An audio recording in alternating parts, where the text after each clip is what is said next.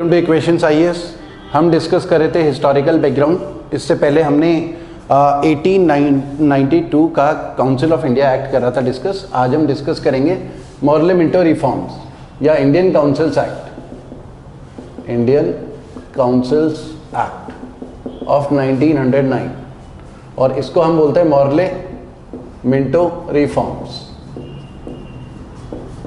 ठीक है, तो ये कई बार एग्जाम में आया हुआ कि मॉरले मिंटो रिफॉर्म्स किस काउंसिल एक्ट को बोलते हैं। ठीक है, तो इंडियन काउंसिल एक्ट 1909 को मॉरले मिंटो रिफॉर्म्स बोलते हैं। ये दो लोग कौन है? एक तो देखो, जो मॉरले थे, लॉर्ड मॉरले, वो कौन थे? वो सेक्रेटरी ऑफ स्टेट थे, सेक्रेटरी ऑफ स्टेट। ठीक है, और लॉर्ड मिंटो ये वॉइसरॉय थे, वॉइसरॉय। ठीक है, स्ट्रक्चर हमने पहले भी डिस्कस करा था कि सबसे ऊपर ब्रिटिश क्राउन होगा, उसके बाद सेक्रेटरी ऑफ स्टेट होगा। सेक्रेटरी ऑफ स्टेट वो इंडिविजुअल रहता है, वो बंदा रहता था जो कि ब्रिटिश गवर्नमेंट में कैबिनेट मिनिस्टर होता था। तो ब्रिटिश गवर्नमेंट में cabinet minister secretary of state होता था, और इसके साथ 15 मेंबर होते थे। ठीक है, सेक्रेटरी ऑफ स्टेट को हेल्प करने के लिए कि इंडिया को किस तरीके से चलाया जाए। और इनका ऑफिस ना लंदन में होता था, इंग्लैंड में, इंडिया में नहीं होता था। तो वहां पर लंदन में ऑफिस को बोलते थे इंडिया हाउस। और सेक्रेटरी ऑफ स्टेट इंडिया को गवर्न कैसे करता था? Through viceroy. ठीक है, तो थ्रू वॉइसरॉय गवर्न करता था। ठीक है, तो मतलब बेसिकली डिसीजन कौन ले रहा होता था? वॉइसरॉय। तो यही सारी चीजें हमने पहले भी डिस्कस करी थी। तो इसको मॉरले मिंटो रिफॉर्म्स कहा जाता है, इंडियन काउंसिल एक्ट 1909 को।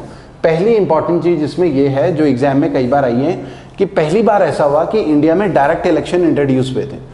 इससे पहले इंडियंस का इलेक्शन तो हो रहा था, लेकिन थ्रू इनडायरेक्ट इलेक्शंस। मतलब ब्रिटिशर्स इंडियंस को नॉमिनेट जरूर कर रहे थे, non official director, official director, लेकिन डायरेक्ट इलेक्शंस नहीं हो रहे थे। तो एक तो पहला point, for the first time direct elections were introduced. तो पहली बार ऐसा हुआ कि इंडिया में डायरेक्ट इलेक्शन इंट्रोड्यूस किए गए, सेंटर में भी एंड प्रोविंसेस में भी। इन सेंटर एंड प्रोविंसेस, चाहे तो ऐसा भी लिख सकते हैं, सेंटर एंड प्रोविंसेस। उस समय जैसे इंडिया में आजकल स्टेट्स है ना, तो ब्रिटिशर्स के टाइम में स्टेट्स को प्रोविंसेस कहा जाता था। ठीक है, उसके अलावा बहुत इंपॉर्टेंट पॉइंट जो कई बार एग्जाम में आया है, इट इंट्रोड्यूस्ड कम्युनल या सेपरेट इलेक्टोरेट फॉर मुस्लिम्स। ठीक है, ब्रिटिशर्स की पॉलिसी थी कि बांटो और राज करो।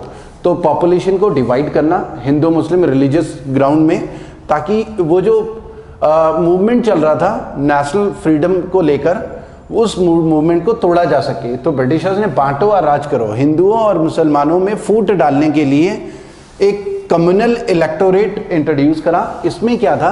ब्रिटिशर्स ने अनाउंस करा कि इन पर्टिकुलर कॉन्स्टिट्यूएंसीज में केवल मुस्लिम कैंडिडेट ही खड़े होंगे, कोई भी नॉन मुस्लिम कैंडिडेट वहां पर कॉन्स्टिट्यूएंसी में खड़ा नहीं होगा, और वोट केवल जो है मुस्लिम्स ही डालेंगे। तो कम्युनल या सेपरेट इलेक्टोरेट इंट्रोड्यूस किया गया।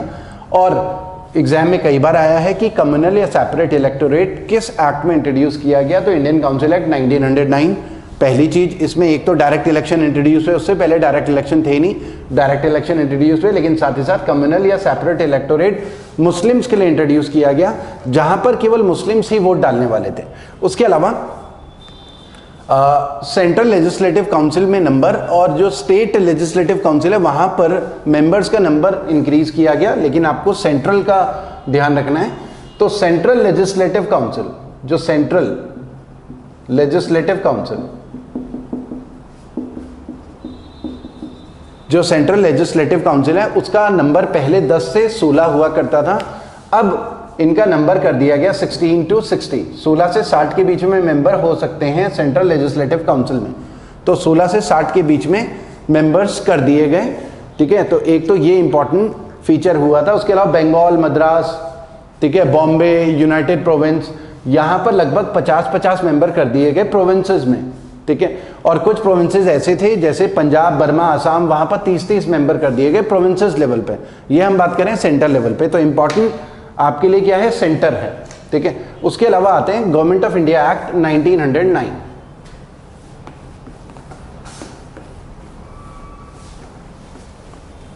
गवर्नमेंट ऑफ इंडिया एक्ट 1909 में। उसके अलावा स्टूडेंट्स, अगर आपको ये वीडियो पसंद आता है तो लाइक जरूर करें, और जो भी हमारे चैनल में नए हैं तो हमारे चैनल को सब्सक्राइब जरूर करें। आपको ये सारे वीडियोस हमारे मोबाइल ऐप में भी मिलेंगे और भी बहुत सारे इंफॉर्मेटिव वीडियोस मिलेंगे। फ्री वीडियोस भी अवेलेबल हैं और पेड लेक्चर्स भी अवेलेबल हैं, ठीक है। तो गूगल प्ले स्टोर से डाउनलोड कर सकते हैं, इक्वेशंस IAS का ऐप है, ठीक है। Government of India act, government of India act 1919, जिसे हम बोलते हैं मोंटेग चेम्सफोर्ड रिफॉर्म्स, ठीक है। अब ये दो लोग कौन है? ये secretary of state, secretary of state, और ये कौन थे? वॉइसरॉय थे, ये वॉइसरॉय थे। तो इन दोनों के नाम से इस एक्ट को बोला जाता है मोंटेग चेम्सफोर्ड रिफॉर्म्स, ठीक है। इसके इंपॉर्टेंट फीचर क्या थे?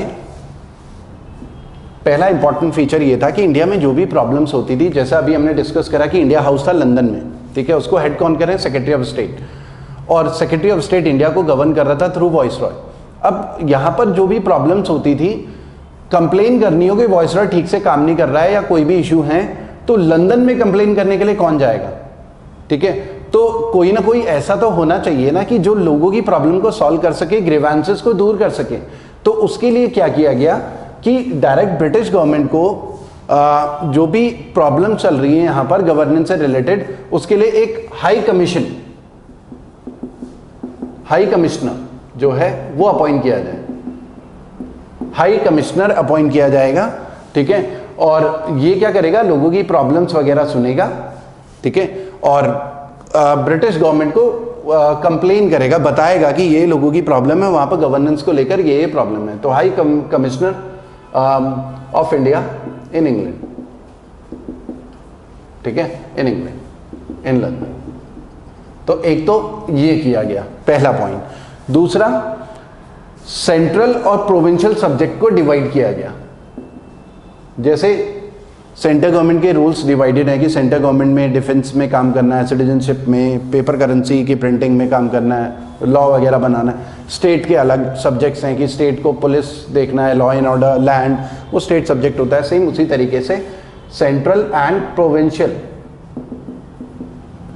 Provincial subjects were divided. एक तो ये किया गया। साथ ही साथ अगर हम बात करें, डीआरकी वॉज इंट्रोड्यूस्ड। ये कई बार आया कि डीआरकी किस में इंट्रोड्यूस की गई थी। डीआरकी वॉज इंट्रोड्यूस्ड, ठीक है, इन प्रोविंसेस। ये ध्यान रखना है, प्रोविंसेस में, सेंटर में डीआरकी इंट्रोड्यूस नहीं करेगी।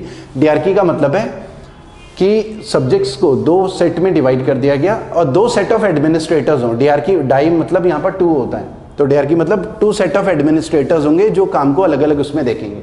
तो डीआरकी में क्या था? देखो, प्रोविंसेस का एग्जीक्यूटिव हेड उस समय हुआ करता था गवर्नर, एग्जीक्यूटिव हेड होता था गवर्नर, और सेंटर में तो हमें पता है कि वॉइसरॉय था, ठीक है। तो डीआरकी किस तरीके से काम करती थी? प्रोविंसेस में, ये ध्यान रखना है, प्रोविंसेस में इंट्रोड्यूस किया गया। डीआरकी किस तरीके से काम करती थी? एक तो रिजर्व्ड सब्जेक्ट, कुछ चीजें रिजर्व्ड रखी गई, ठीक है, मतलब all important matters, all important subjects या मैटर्स, जितने भी इंपॉर्टेंट सब्जेक्ट्स होते थे उन्हें रिजर्व्ड लिस्ट में रखा गया, ठीक है, और बाकी ट्रांसफर्ड लिस्ट में रखा गया, ट्रांसफर्ड। अब दोनों में डिसीजन तो गवर्नर लेगा, क्योंकि प्रोविंसेस की बात कर रहे हैं, यहां पर गवर्नर ही लेगा डिसीजन, ठीक है। यहां पर ट्रांसफर्ड मतलब स्टेट लेवल पे जो भी डिसीजंस लेने हैं, तो स्टेट लेवल पे जो भी सरकार होती थी, काउंसिल ऑफ मिनिस्टर्स, जो भी मिनिस्टर्स बनते थे, काउंसिल ऑफ मिनिस्टर्स, गवर्नर और काउंसिल ऑफ मिनिस्टर, जैसे स्टेट लेवल पे आजकल होता है गवर्नर और council of minister headed by CM, उस तरीके से स्टेट के सारे डिसीजंस लिए जाते हैं। सेम उसी लाइंस में यहां पर ऐसा हो रहा था ट्रांसफर्ड लिस्ट में, लेकिन कुछ चीजें ना सेंटर के पास रिजर्व थी। गवर्नर ही डिसीजन लेगा, लेकिन किसके साथ, किसकी हेल्प से लेगा? जो एग्जीक्यूटिव काउंसिल होती थी वॉइसरॉय के साथ, ठीक है, executive council.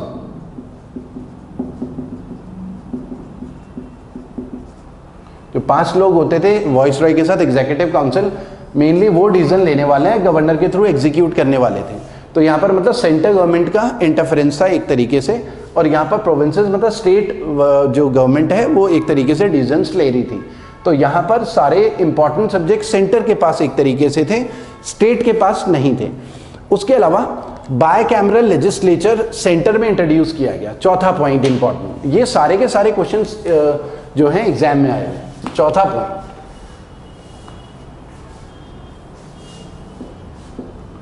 Bye cameral legislature was introduced. Bicameral legislature को इंट्रोड्यूस किया गया। बाय कैमरल का मतलब है जैसे सेंटर में लोकसभा राज्यसभा होती है, सेम उसी तरीके से बाय कैमरल लेजिस्लेचर इंट्रोड्यूस किया गया। और ये काम किस तरीके से करेगा?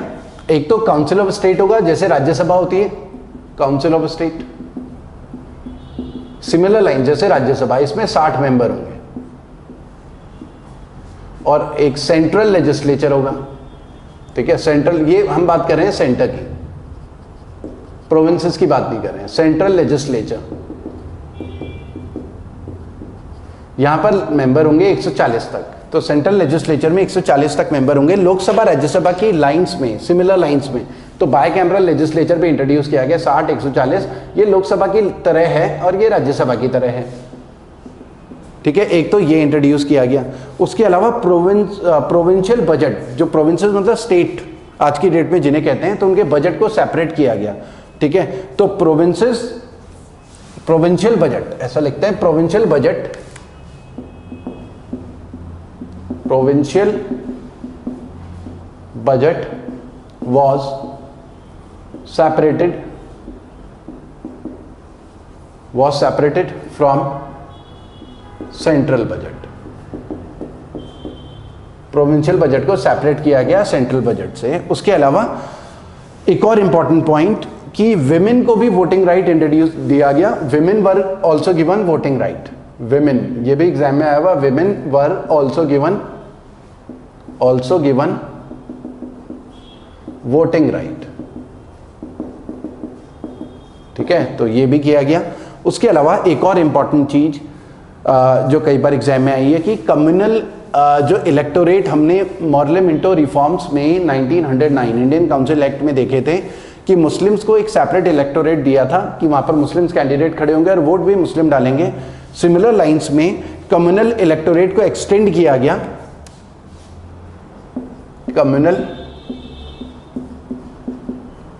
Communal electorate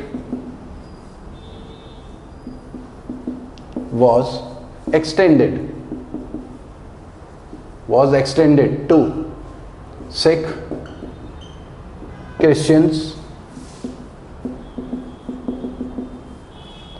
and Anglo-Indians। इसका मतलब है कि कुछ कॉन्स्टिट्यूएंसी, जैसे मुस्लिम्स को के लिए अलग कॉन्स्टिट्यूएंसी थी, मुस्लिम कैंडिडेट ही वो खड़े होंगे और वही वोट करेंगे मुस्लिम, सेम वैसे ही सिख के लिए भी रिजर्वेशन कर लिया था कि सिख कैंडिडेट ही खड़े होंगे और सिख ही वोट डालेंगे, क्रिश्चियंस ही खड़े होंगे, क्रिश्चियंस ही वोट डालेंगे। या एंग्लो इंडियन बोलते हैं उन ब्रिटिशर्स को जो इंडिया में बस गए हैं, ठीक है, वो इंग्लैंड वापस नहीं जा रहे, अब उनका प्लान है कि इंडिया में ही बसने का, तो उन्हें हम एंग्लो इंडियन बोल रहे हैं। तो ये भी इंट्रोड्यूस किया गया। और ये आपको ध्यान रखना है कि communal electorate introduce Morley Minto reform से हुआ था, लेकिन मुस्लिम्स के लिए उसी को एक्सटेंड किया गया। अगर एग्जाम में आता है कि कब इंट्रोड्यूस किया गया, तो मॉर्ले मिंटो रिफॉर्म से, उसे एक्सटेंड कब किया गया? 1919 के मोंटेक चेम्सफोर्ड रिफॉर्म से। उसके अलावा एक और इंपॉर्टेंट पॉइंट, 1932 में क्या हुआ, इसी से रिलेटेड, कम्युनल इलेक्टोरेट से रिलेटेड ही 1932 में क्या हुआ कि ब्रिटिश पीएम थे रैमसे मैकडोनाल्ड, ठीक है, British PM in 1932, British PM Ramsay MacDonald. इन्होंने क्या करा कि जो कम्युनल इलेक्टोरेट पहले मुस्लिम्स को दिया गया, फिर सिख, क्रिश्चियन, एंग्लो इंडियंस को दिया गया, इन्होंने ये बोला कि SC community, schedule caste community के लिए भी सेपरेट इलेक्टोरेट दिया जाएगा।